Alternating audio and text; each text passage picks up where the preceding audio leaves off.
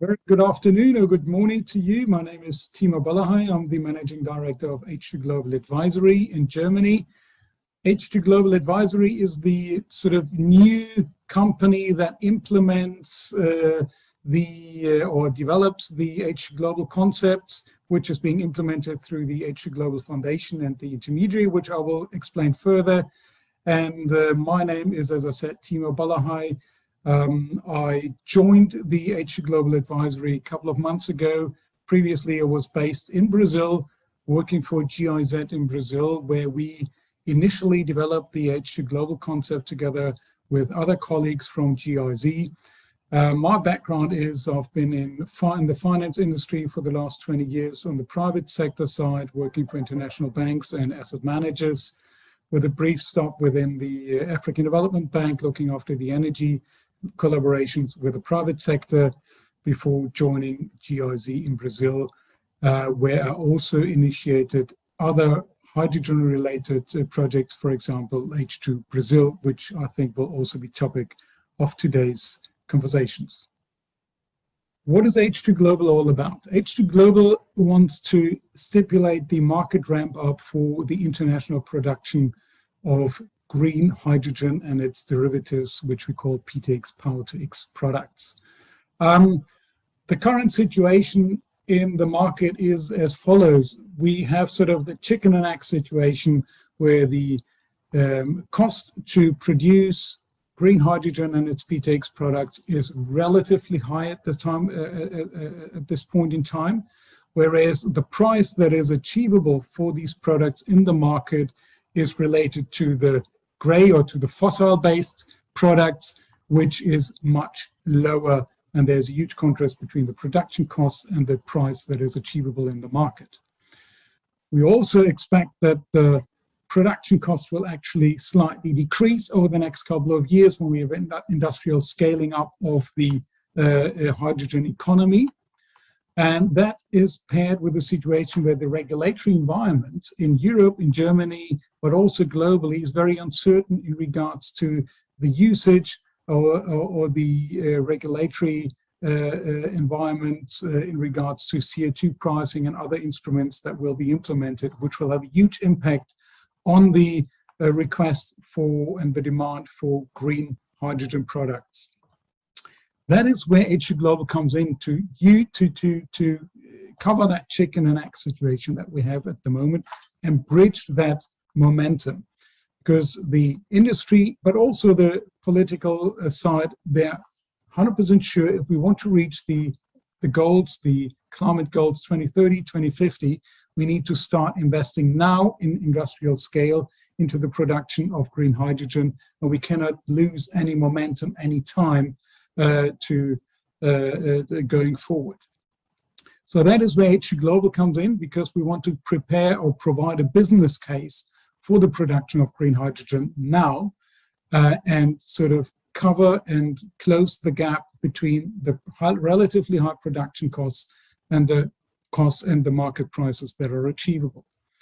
It's also very important that for the German government, when they decided to implement H2 Global, that it's a defined system that the government can steer, defined in terms of tenor and in terms of volumes. For example, here in the first round now, the German government made available 900 million euros that will be used to sign contracts over a period of 10 years. So it's a 10-year period and a 10-year tenor of the concept with a 900 million subsidies that will be provided. The key element of H2 Global is linked to a concept called contracts for difference, but we use it in a different way here. Because what H2 Global does, it really implements a physical intermediary between the supply and the sales side. We call this intermediary HINTCO, the Hydrogen Intermediary Network Company. And HINTCO is a very stupid company because it buys a product at a relatively high price and sells it at a much cheaper price into the market. So HINTCO is more or less bankrupt from day one. But what HINTCO does then, it really calls the German government to have the cost of difference between the different contracts that HINTCO signs to be covered by the subsidy system under the H2 Global scheme.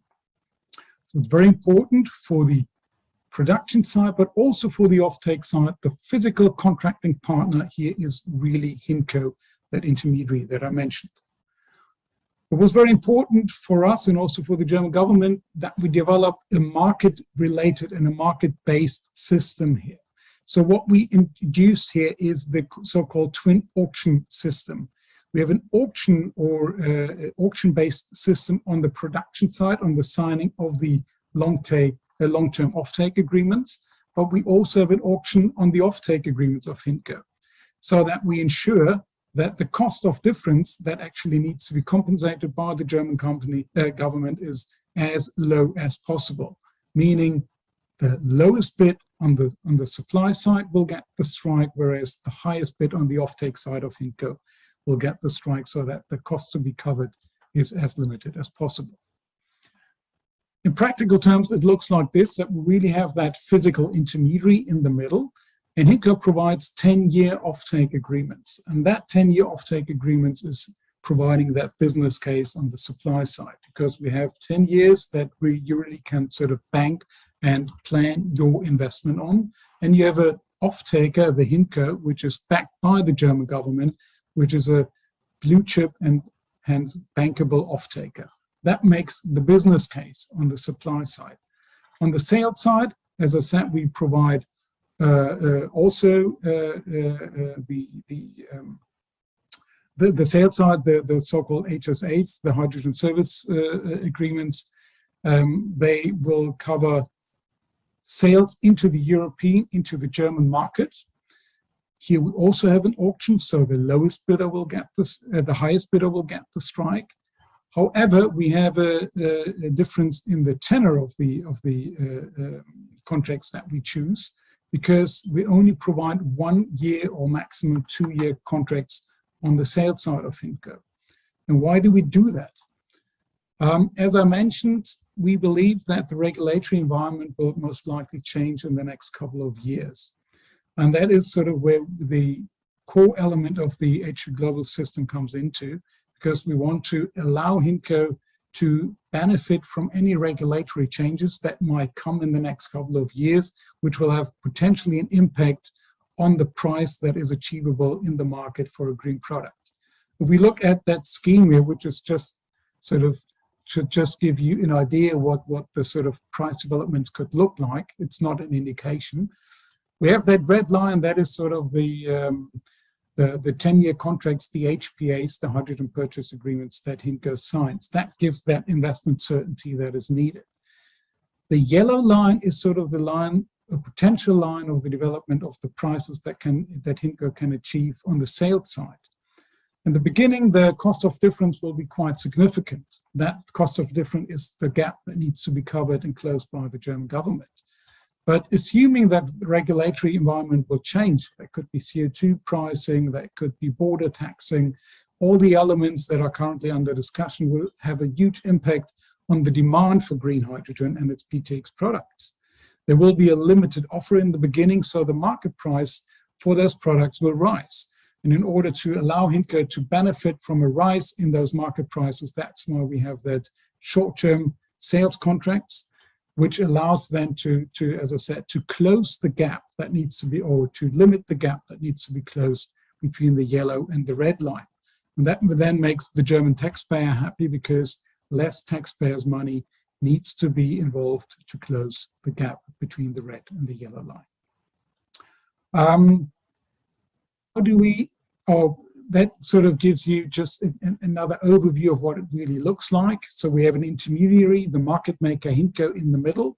There will be most likely a global auction where projects and consortia will be able to bid for the first round of auctions. Most likely in regards to products, we're looking into products that are already transportable at this point in time. We know with pure hydrogen that is a little bit of a challenging situation at the moment. So most likely PTX products that where the logistical chains for the transportation are already in place will come into play here. So here the lowest offer will at the end of the day will get the strike. it's important to understand that the first delivery needs to take place relatively soon, between 24 and 25 already, then for a 10-year period between 24 to 33. So there's a huge challenge in regard to project readiness. This will be a very important aspect that needs to be covered during the auction. So the first filter of how these projects will be chosen will be project readiness. The second filter will be the aspect of all the attributions that are linked to the product that the German government will define needs to be met. And then the third pillar the third layer will then be the price. Here it will be the lowest price, and that will determine then the strike. Hinco will then provide these 10-year offtake agreements, and then on the sales side will, as I said, sell these products into the German market, into the European market, and the transport most likely will need to be, or the point of landing of those products will need to be in the vicinity between northern Germany and the Belgian coast and the Dutch coast and the middle of Germany. There will be like a point of delivery triangle that the German government will define. Obviously, then the highest bidder on the sales side will get the strike. Prospectively, we're also looking into setting up the HG Global Investment Fund, which will actually also provide funding to the actual underlying projects, but this is sort of in the next evaluation or development of the HG Global scheme. How do we implement HG Global? We had the challenging request by the German government. Yes, the German government says, yes, we're happy to provide funding for the contracts for difference, but we're not going to set up the actual implementing body, because the German government never dealt with hydrogen or with energy and will never do so. And it requested us to come up with a system where it's a privately led and privately financed initiative, which will implement actually the underlying HG Global scheme. So that's why we formed the HG Global Foundation in Hamburg. We're already now at 24 founding companies from Germany, but also more and more from Europe and all over the world. That foundation is actually, the foundation has got the aim to foster the combat against climate change. Part of that foundation will be the Hinco, the intermediary, but there will be like Chinese walls between the funding members and the Hinco, that intermediary provided by the foundation, because we need to ensure that whoever or whichever company is part of the founding members has got no direct interlink with Hinco, who's providing then the actual auction systems. As I said, at the moment there are 900 million being made available for the first round of auctions. We are in the process to set up all the relevant and needed infrastructure at the moment to provide for the first auction. We assume that this will take place beginning of next year in Q1, and the format of the auction will most likely be the format of a competitive dialogue, which will then be starting, as I said, in Q1 in 2022 for the first round of auctions, which I said 900 million are being made available by the German government. Thank you very much. That sort of is in a nutshell the key aspects of the HG Global concept, and I'm happy for any questions or discussions.